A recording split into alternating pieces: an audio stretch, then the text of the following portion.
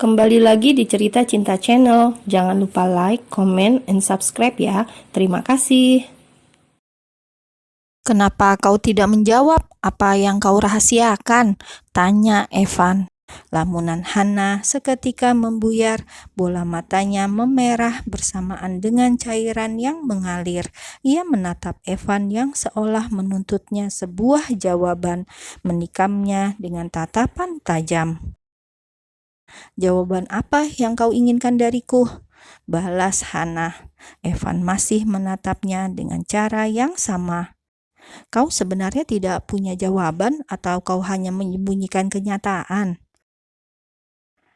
"Memang kenyataan apa yang kau cari?" Hana melirik kedua anaknya secara bergantian, dua malaikat kecil yang membuatnya tetap bertahan untuk hidup, walaupun rasanya ia mati di setiap harinya. Hana pun berkata, "Kau tidak sedang bertanya, kau sedang berusaha menunjukkan padaku bahwa anak-anakku adalah kesalahan masa laluku. Kau mau menunjukkan bagaimana si wanita murahan Hana Cabrera memiliki sepasang anak kembar tanpa pernikahan dan membesarkan mereka dalam kehidupan yang menyedihkan adalah bentuk hukuman." Hana menjeda ucapannya dengan helaan nafas panjang, sementara Evan membungkam. "Ayah dari anak-anakku adalah orang yang sangat kaya dan terhormat. Dengan uang dan kekuasaannya, dia bisa mendapatkan apapun keinginannya. Dia hidup dalam kemewahan, tidur di ranjang yang hangat, sedangkan anak-anakku tidur di kasur usang yang sempit, rumah yang dingin dan tidak layak. Ironis kan? Dan kau ingin bertanya, kalau memang dia sangat kaya, kenapa anak-anakku hidup dalam keterbatasan? Kenapa Star harus berjalan jauh dengan tongkatnya hanya untuk mendapatkan makanan kesukaannya secara gratis, sampai akhirnya sakit karena kelelahan? Kalau ayahnya orang kaya, kenapa Sky harus mencuri hanya untuk membuat adiknya terbebas dari rasa lapar? Kenapa Sky harus merasa iri melihat anak-anak seusianya memiliki keluarga lengkap, mainan yang banyak, tidur dalam sebuah rumah yang hangat dan layak? Kalau ayahnya orang yang sangat kaya, kenapa mereka harus hidup dalam lingkungan buruk dan menjadi bahan hinaan orang-orang? Kau mau tahu alasannya kan? Aku akan menjawab tanpa kebohongan. Karena ayah dari anak-anakku tidak menginginkan mereka, karena dia membenciku sampai bagian terkecil dari diriku, karena aku, Hana Cabrera, adalah wanita murahan yang rela menjual tubuhnya pada pria kaya hanya demi uang. Hana mengusap air mata yang mengalir di wajahnya. "Sekarang kau sudah mendapatkan jawaban kenapa anak-anakku hidup menyedihkan dalam keterbatasan, walaupun mereka memiliki seorang ayah yang kaya. Dan setelah mendengar jawabanku, aku rasa kau pun tidak akan tertarik untuk tahu siapa dan di mana ayah mereka." Hana memang tak menyebutkan sebuah nama, tapi Evan sudah yakin dengan jawabannya. Ia diam membisu. Setiap kalimat yang diucapkan Hana seakan mampu membunuhnya saat itu juga, menenggelamkannya ke dalam lautan penyesalan yang tak berujung. Setelah mendengar ucapan Hana, rasanya Evan tidak sanggup menanggung rasa bersalah yang besar, memikirkan nasib dua anak yang harus menjadi korban karena kesalahannya di masa lalu. Memikirkan Hana yang begitu tangguh membesarkan Sky dan Stars orang diri dalam lingkungan yang keras. "Hana, Sky, Star, maafkan aku." Pagi ini ia sedang berada di rooftop gedung rumah sakit demi mendinginkan jiwa yang sedang terbakar oleh kemarahan terhadap dirinya sendiri. Semalaman ia tak beranjak sedikit pun dari sisi Star dan menjaganya hingga menjelang pagi, meskipun Hana terus memintanya untuk pergi.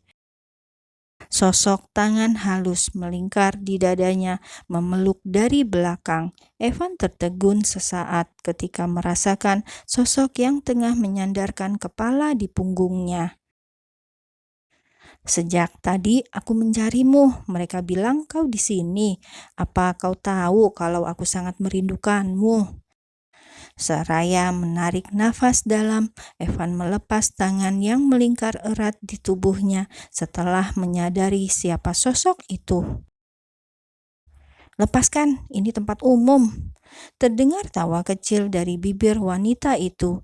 Ia berdiri sejajar dengan Evan dan bersandar pada pembatas gedung, menatap hamparan sungai hijau dan pegunungan berbatu yang terlihat dari lantai teratas gedung rumah sakit itu.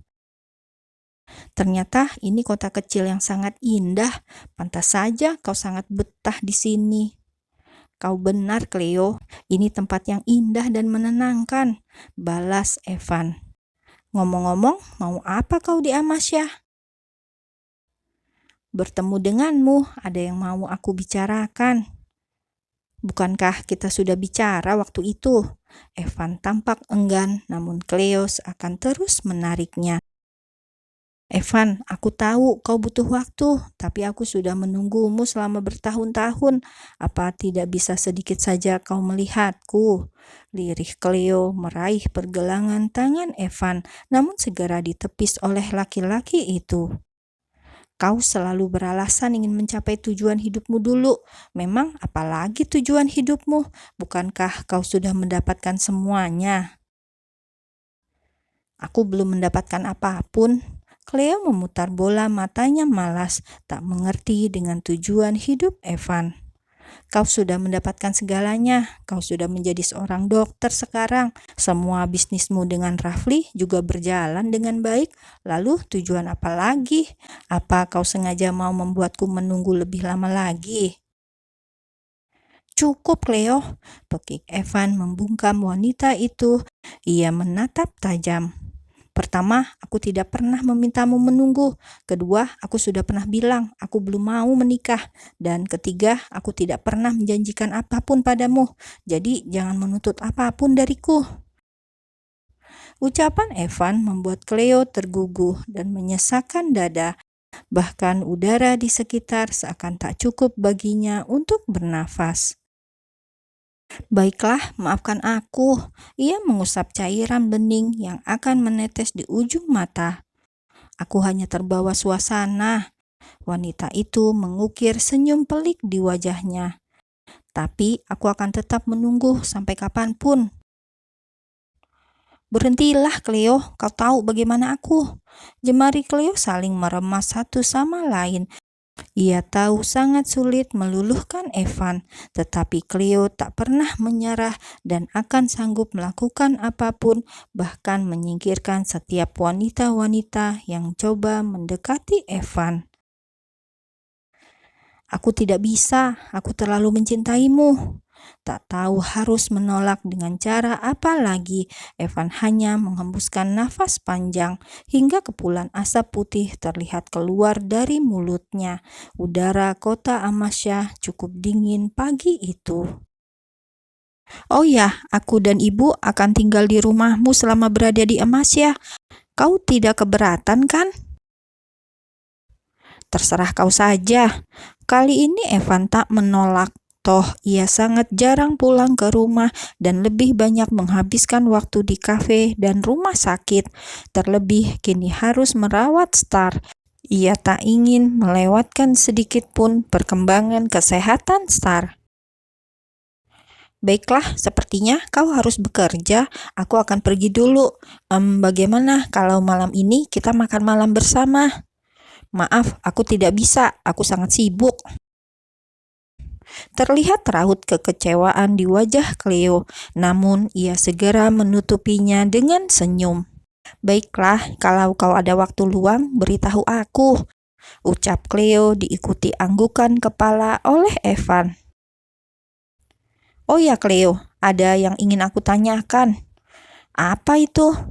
"Apa kau sudah tahu di mana Hana berada?" Mendadak wajah Cleo terlihat sangat kesal mendengar nama yang ingin ia singkirkan dari hidupnya itu. "Untuk apa kau tanyakan dia? Karena Hanalah perusahaan ayah bangkrut. Dia juga menjadi penyebab ayahku sakit dan akhirnya meninggal. Aku tidak mau tahu di mana dia dan berharap tidak pernah bertemu dengannya lagi." Oh, maafkan aku.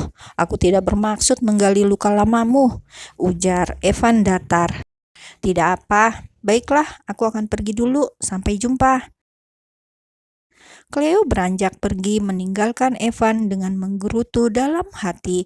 Selama beberapa tahun belakangan, Evan kerap menanyakan keberadaan saudara tirinya dan hal itu membuat dirinya cukup kesal. Cleo mempercepat langkahnya menuju sebuah lift. Ia harus segera menjemput Ibu Flora di hotel untuk pindah ke rumah Evan. Melewati koridor rumah sakit, langkah Cleo seketika terhenti. Bola matanya melebar hampir berair. Kedua kaki terasa kaku, bagai terpaku dengan lantai. Hana? Ia refleks menyembunyikan tubuhnya di balik sebuah pilar besar ketika Hana berjalan ke arahnya. Tetapi bukan Hanalah yang menjadi perhatiannya, melainkan sosok anak laki-laki yang sedang berjalan bersamanya, yang secara alami disadari Cleo sangat mirip dengan Evan. Siapa anak itu? Kenapa dia memiliki wajah yang sangat mirip dengan Evan?